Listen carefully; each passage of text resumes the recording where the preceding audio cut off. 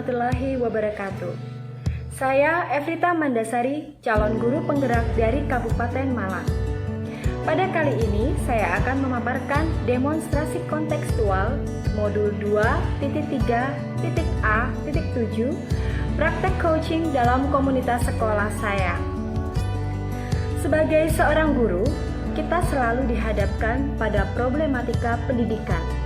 Salah satunya problematika yang dihadapi oleh peserta didik, baik secara klasikal maupun secara personal.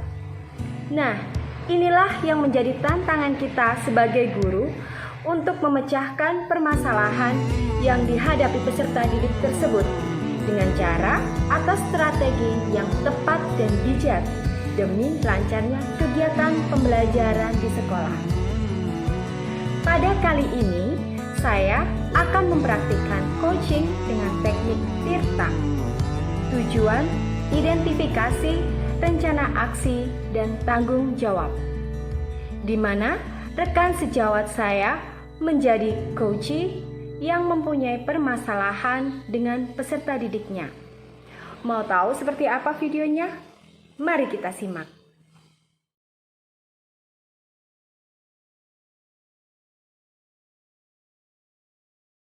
Oke Bu, monggo kita usahakan bersama-sama ya, karena motivasi dari sekolah juga penting, lajeng motivasi dari keluarga juga ini yang lebih penting. Terus kerjasama pihak sekolah maupun keluarga dengan selaku orang tua. Ngaten nggih untuk sementara. Nggih, sami-sami. Waalaikumsalam. Gimana ini solusinya sampai hari ini berlarut-larut? Kenapa Bu Ren? Gini loh Bu F, saya ini punya ada sedikit masalah sih sebetulnya di kelas 6. Bukan masalah juga, ini masalah yang dihadapi sama murid saya. Lagi sibuk apa enggak? Enggak juga sih. Sini mau cerita sebentar ya. Oh iya, boleh.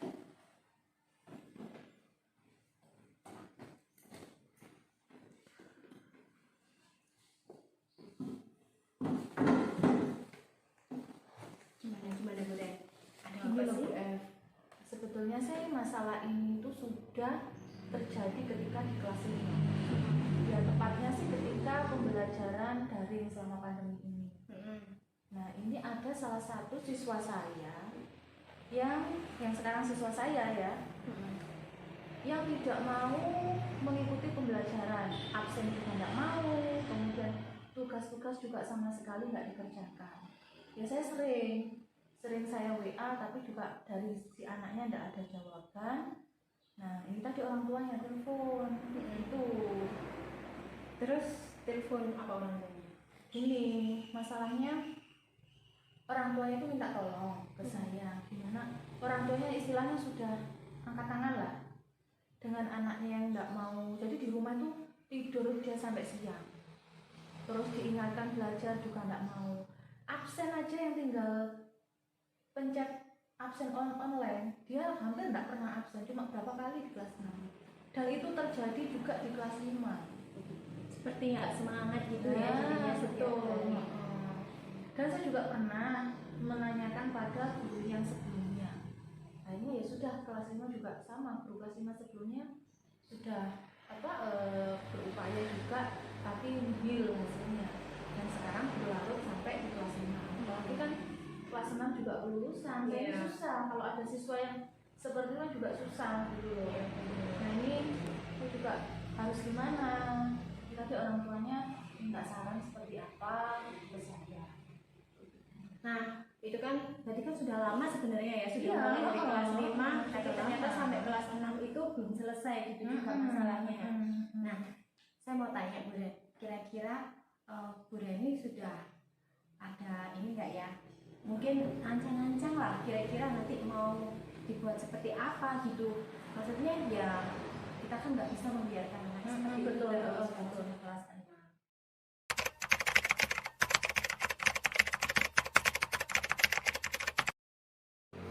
Nah, Bu Ren sebagai wali kelas ya, kira-kira dan juga sebagai gurunya nih tentunya, kekuatan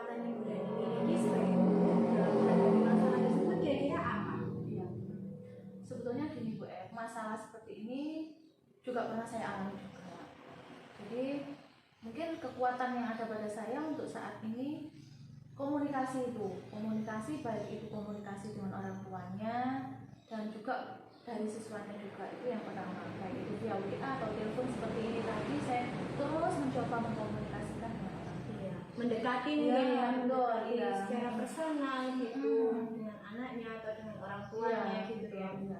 Nah lalu ya bagus sih, saya suka itu, memang bagus sekali, memang komunikasi itu memang ya penting banget gitu. Lalu kira-kira ada hambatannya nggak ya kalau begitu? Jelas, kalau hambatan kan kita sebagai guru pasti semua juga mengalami hambatan ya Bu. Nah ini hambatan yang agak berat ini dari segi personal anaknya. Itu saya telepon tidak pernah diangkat. Jadi memang akhirnya saya telepon ke orang tuanya juga sama, diajak ngobrol itu sulit. Itu hambatannya dari si siswanya sendiri. Kemudian dari orang tuanya ini sudah pasangan apa kata Bu Reni, nah seperti itu. Jadi coba gurunya saja yang berkomunikasi, karena saya sudah mencoba ngomong ini benar-benar nggak digubris istilahnya gitu, anaknya cuma nggak ada respon sama sekali, kan susah dong. Karena mungkin orang tuanya juga sudah capek, sudah akhirnya pasrah, sudah apa kata gurunya mungkin Iya, seperti betul, itu ya. betul. Nah kalau gitu kira-kira solusi yang diberikan Bu Reni bagaimana itu? Solusinya mungkin saat ini setelah saya komunikasi dengan orang tuanya ya, ini rencana solusi saya akan mendatangi anaknya langsung. Nah saya ingin tahu responnya secara langsung seperti apa ketika saya ajak komunikasi, kenapa kok nggak pernah mengikuti pembelajaran daring, absen pun bahkan nggak pernah absen. Ini akan saya tanyakan ke siswanya.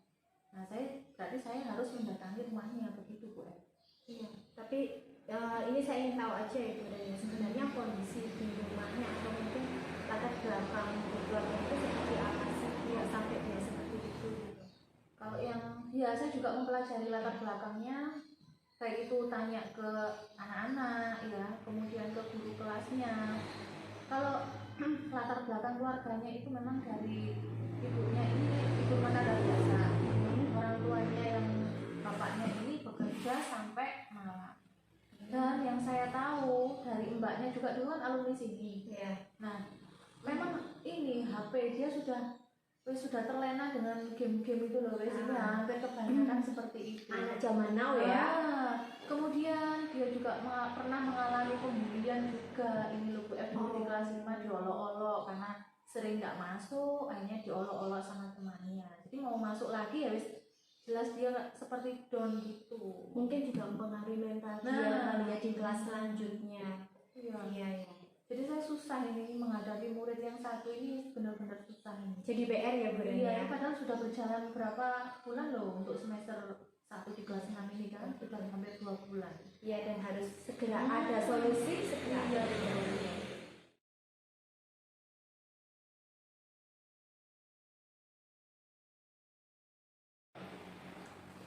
Lalu apa prioritas Bu Ren untuk menghadapi anak seperti itu?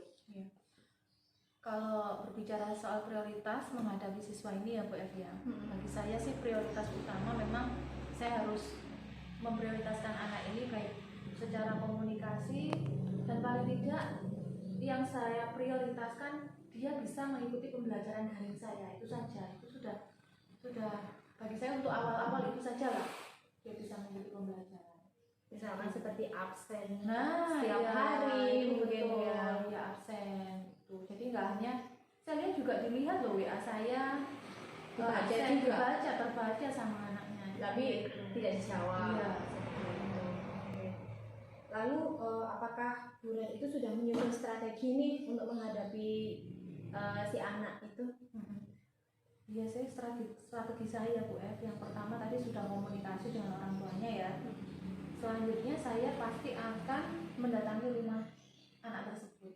Oh, Bu Ren tahu rumahnya ya? Iya, tahu, betul, dekat di sini ya, di belakang sini loh Bu F. Oh, Tuh, jadi ya mungkin tidak jauh, sekitar 100-200 meter dulu itu dekat sebenarnya. Jadi sebenarnya kalau untuk mengumpulkan tugas ke sekolah sebenarnya kan nggak masalah gitu.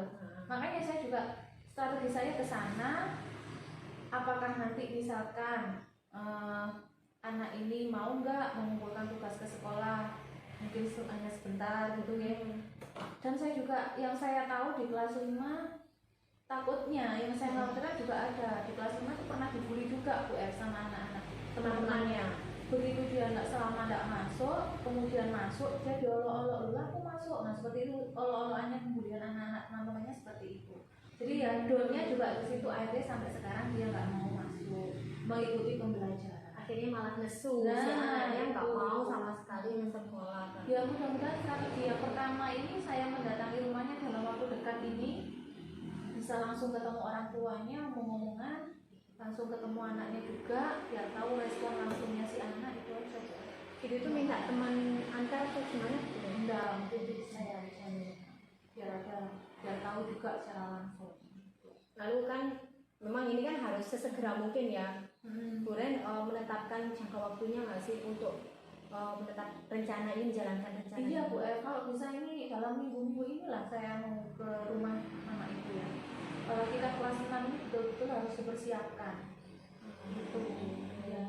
Jadi rencana saya mungkin dalam 1 atau 2 hari, apalagi tadi sudah telepon orang tuanya. Oh iya. Jadi ya mungkin segera mungkin saya ke sana. Iya memang harus segera mungkin. Tapi masih belum membutuhkan bantuan dari kepala sekolah Belum ya? Belum. Mungkin yang pertama yaitu rencana saya mendatangi dulu, baru nanti saya komunikasikan dengan kepala sekolah. Nah ini seperti apa? Kalau responnya bagus, ya alhamdulillah. Iya. Gitu. Mungkin juga ya Bu Ren, apa ya, meningkatkan kepercayaan diri anak itu juga iya, mungkin ya. betul. Karena kan yang kemarin memang mental dia mungkin sedikit drop karena dibully teman-temannya. Itu mungkin yang jadi PR-nya Bu Reni. Karena biasanya anaknya sudah drop itu kalau mau dibangun kepercayaan dirinya itu agak sulit lagi gitu membangunnya. Kalau menjatuhkan mah gampang gitu ya. Mungkin itu Bu strategi yang pertama. Kalaupun seandainya strategi yang pertama ini tidak berhasil, mungkin saya punya second opini ya, punya langkah kedua. Menurut ide saya sendiri ya, mungkin tugas bisa diambil orang tuanya ke sekolah, dia mengerjakan tugas tidak di rumah, mau tidak mengerjakan tugas. Kalau yang pertama saya datangi rumahnya berhasil, saya lanjutkan ke strategi yang kedua untuk tugas-tugas yang lain secara personal. Tapi kalau orang tuanya sendiri nih, perhatian nggak sih ke anaknya sebenarnya? Kalau dilihat Kadang kan ada yang orang tuanya yang masa bodoh gitu, apalagi pembelajaran daring ini dengan sumber daya manusia orang tuanya yang nggak gitu ya. Kalau orang tuanya si anak ini gimana? Kalau senyampang ini Bu ya, selama saya yang tahun 2021, tahun ajaran 2021 ini, saya sudah berkomunikasi dengan orang tuanya itu kurang lebih 3 kali. Yang pertama menanyakan buku, kemudian menanyakan yang saya ajak linknya Google Meet itu, pernah menanyakan, tidak bisa ini gimana Bu, pernah. Berarti artinya kan juga ada, kalau dari orang tuanya juga ada komunikasi, ada kepedulian, termasuk ini tadi kan telepon salah satu kepeduliannya juga. Karena khawatir, karena sudah hampir 2 tahun wis nggak mau masuk sekolah daring, nggak ikut daring, tugasnya nggak diselesaikan, kan takutnya juga masuk saya kata lulus SD saja nggak lulus, istilahnya kan begitu. Iya. Terus ukuran keberhasilan rencana aksinya Bu Reni apa kira-kira? Kalau saya sih yakin ya, kalau untuk ukuran saya anaknya pasti mau lah kalau setelah saya dekati ini. Insya Allah mau untuk yang strategi pertama. Ya mudah-mudahan berhasil. Insya Allah saya optimis berhasil ya. Menghadapi anak kita. Harus optimis Bu, sebagai guru ini harus optimis betul. dalam menghadapi setiap masalah. Kalau gurunya saja sudah pesimis, nah nanti gimana depannya? Ini kita harus optimis. Iya, saya betul-betul ini agak jadi PR saya juga Bu F. PR yang sudah 1,5 bulan hampir 2 bulan ini saya pikirkan juga si anak ini. Lalu Bu Reni punya komitmen nggak terhadap aksi ini? Iya pasti Bu F, kita harus berkomitmen ya, terutama dengan pihak keluarga, orang tua siswa. Dan juga orang tuanya mau mengawasi, mengontrol. Kalau seandainya saya sudah melakukan strategi yang pertama, pendekatan secara personal kepada siswanya, kemudian pemberian tugas secara intens. Nah ini harus ada komitmen saya dengan orang tuanya untuk juga dengan siswa sih sebetulnya. Iya. Untuk betul-betul orang tuanya saat pertama mungkin memotivasi, yang kedua mengontrol tugasnya siswa, paling tidak menanyakan sudah dikumpulkan tugasnya, apakah sudah absen, kan begitu. Nah ini termasuk komitmen kita nantinya Bu R. Kemudian dari saya juga sama, anaknya juga harus mau mengikuti aturan yang sudah saya tetapkan di kelas 6 ini, baik itu pembelajaran secara daring maupun nantinya saya mendatangi ada kunjungan rumah ke siswa itu, gitu Bu R. Iya, ya emang komitmennya harus banyak gitu ya Bu ya, demi kelancaran pembelajaran daring, kemudian juga demi anaknya sendiri agar anaknya itu bisa pinter, bisa tercapai lah tujuannya dua belah pihak, dari Iya, Bu Reni betul. juga dari anaknya juga. Iya, kalau kita sebagai seorang guru juga kalau ada siswa kita yang katakanlah enggak sekolah ataupun putus sekolah kan juga kita merasa sedih ya. betul. Ya sekarang kan enggak ada yang minimal paling enggak kita lulusan SMP kan begitu Iya. ya, wajib belajar 9 tahun itu harus kita sukseskan. Kita berupaya terus kalau menghadapi permasalahan seperti ini. Iya, itu jadi apa ya? Bukan sebagai beban sih, tapi lebih ke tanggung jawab kita sebagai iya, guru kan betul. seperti itu. Tanggung jawab moral ya betul. Iya. Nah, itu tadi kalau komitmen Bu Reni sama anaknya dan juga wali murid. Lalu sekarang dari pihak sekolah nih, kira-kira kita pasti juga harus punya komitmen dong ya, nggak cuma Bu Reni kan nggak mungkin jalan sendirian gitu, dari sekolah kan juga harusnya Iya. ada. Nah, sejauh ini kan saya belum pernah mengkomunikasikan dengan kepala sekolah mengenai permasalahan yang dihadapi Randy, anaknya namanya Randy. Oh, Randy. iya. Kita bicarakan tadi itu masih ada namanya Randy. Iya, dari tadi saya si anak itu Oh, aja. iya, Randy. Jadi belum saya komunikasikan dengan kepala sekolah. Saya nunggu rencana saya strategi yang pertama tadi yang mendatangi rumahnya, baru saya mengkomunikasikan dengan kepala sekolah. Nah, kalau sudah pihak kepala sekolahnya sudah tahu, mungkin ini yang bisa menjaga komitmen, paling tidak ada pihak ketiga yaitu kepala sekolah yang saya berikan supaya betul-betul komitmen ini antara kedua belah pihak, keluarga dan sekolah betul-betul terjaga, orang tuanya mau mengawasi, pihak sekolah, saya sendiri selaku wali kelasnya kelas 6 juga bisa sama-sama menjaga komitmen ini. Iya, benar. Nah, kalaupun nantinya ada komitmen antara Randy, saya dan keluarganya ada yang katakanlah nggak terlaksana atau dilanggar begitu ya Bu. Apakah mungkin ini bijak kalau kita beri punishment atau gimana ya? Tapi kalau menurut saya mungkin ya yang pertama mungkin bisa dikatakan punishmentnya ini paling tidak tugas-tugas yang belum terselesaikan yang dulu-dulu ini meskipun tidak 100% paling nggak distorkan atau diselesaikan itu aja. Betul. Mungkin lebih pasnya disebut dengan konsekuensi. Nah, ya, iya Bu, sih, ya. iya, bukan punishment Iya, ya. kalau punishment mungkin kalau konsekuensi ya anak itu juga diberi diberi pengertian kalau kamu tidak mengerjakan ini nanti kamu konsekuensinya seperti ini loh. Pekerjaanmu akan semakin bertumpuk. Mungkin seperti itu nanti kan Bu Reni juga lebih paham juga. Gimana gitu kan ya. Tapi memang ya apa Nah, ya betul. Kita nggak bisa berusaha sendiri, kita berupaya tapi orang tuanya nggak ikut mengusahakan, artinya nggak menjaga komitmen juga. Nanti pihak sekolah yang susah juga, nggak akan terlaksana. terlebih dari gini anak-anak di rumah aja. Nah, jadi kan peran serta orang tua itu memang dia Iya, pengawasannya 20% sekolah kan kalau daring seperti ini, Iya. 80% kan banyak dihabiskan di rumah ini yang agak sulit kita pengawasannya kan di situ Bu. Iya.